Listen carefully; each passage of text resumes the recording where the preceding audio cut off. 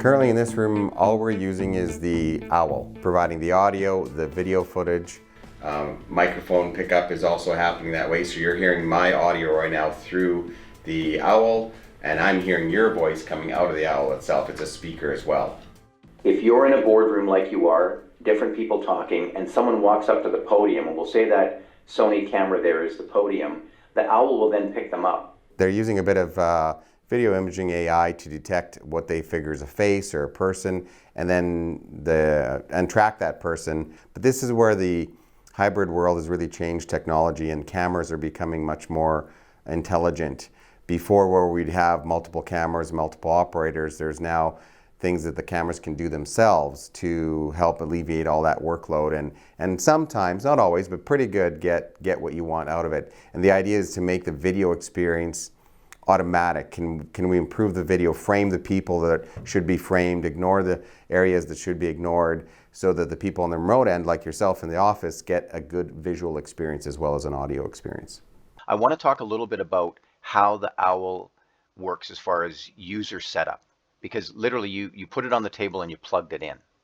Would you say it's user-friendly? Yeah, there's no software to install. There is a Bluetooth app that you can use for fine-tuning configurations, but because it's really hardware agnostic, as long as you have a working USB port, it's up and running. It's just an extension of all of the other technologies within a PC or computing environment. So this just becomes the microphone, speaker, and camera. The owl thinks that what it's seeing up on that camera, up on that TV monitor, the smartboard, is another person in the room talking. Is that right? That's why it's showing this separate window? It's confusing. Yeah. Basically, the owl said, oh, there's two people in this room. One's over there, one's right here. I'm going to frame it for the best experience to frame both of these people in their own separate window. If there was another person right next to me, we may get framed in one position. And as we move around, let me grab my microphone with me, it's going to try to do things around the room, and you may see some changes, and it depends how fast it is. So I'm now over here. It's still remembering where I am, but it's done 3 windows now. And shortly, once it's figured out that it's not a person over there anymore, it'll probably get rid of that other window. And again, it's not necessarily super fast or the same as a person doing it, but it's where can it help? Where can it assist to maybe make that smart decision about what the video needs to happen inside of a room? This has been very useful. Where we've found use of it is in our APC meetings and kind of off-site, where we take staff, personnel, they take a laptop, they plug in the owl, and now we're broadcasting into our video conferencing system. But the owl is taking the video and audio experience to the platform, allowing people in the room as well as at home to be able to listen, ask questions, basically get the information from the APC or commission meetings that we have throughout the regional district. We're combining multiple technologies here. Of course, we're recording this interview on this camera here, but if you had the owl in this room and you had the smartboard, you likely wouldn't use the owl, would you? Would you just rely on the smartboard? We've used, in this room, the smartboard's more than adequate. It has the microphone, speaker system, and a camera we've attached to it. That's where, like you say, a great portable unit is our planners and techs. They go to an external site and need to bring a system that allows for that remote capability. They pop that in the bag, they have the laptop with them, they're good to go. Most places and meeting rooms have a projector and screen.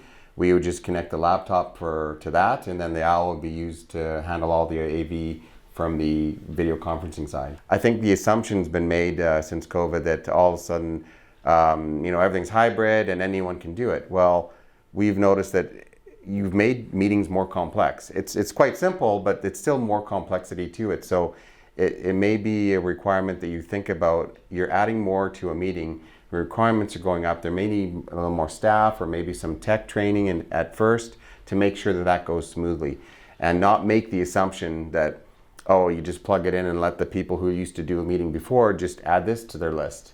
That may not be the best approach for success. I've noticed within the app for this particular vendor, they're letting us tweak it with the intelligence that it's already programmed with. So I could block, for instance, the big display here. Instead of saying nobody's going to really be there, a real person, it's always going to be a fake or virtual person. So I could have the camera not present that area. I can make other areas also like a whiteboard area where we want it to pick up or things like that. So these are expanding with every version of software. They make that software more intelligent, more flexible for the end user. I can get rid of the 360-degree view banner at the top, those kind of features that have been built in software today. Who knows what's going to happen tomorrow? If you have a table or an area, and then this is on the table, and you're sharing with other people around the room, your eye placement is better than some of these room systems that do external cameras aren't necessarily in perfect alignment.